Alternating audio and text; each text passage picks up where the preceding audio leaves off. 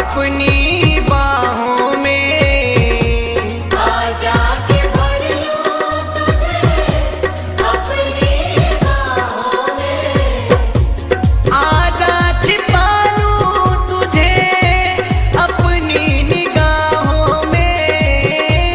आजा छिपा लूं तुझे अपनी निगाहों में। दीवानों ने विचार के कहा ये पुकार के।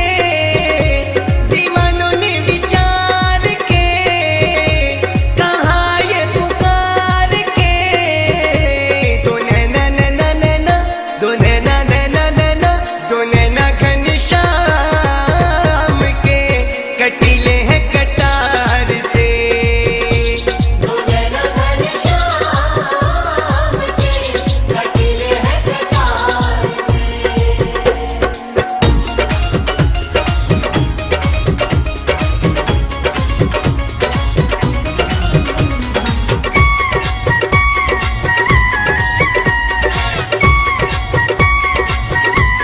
रास बिहार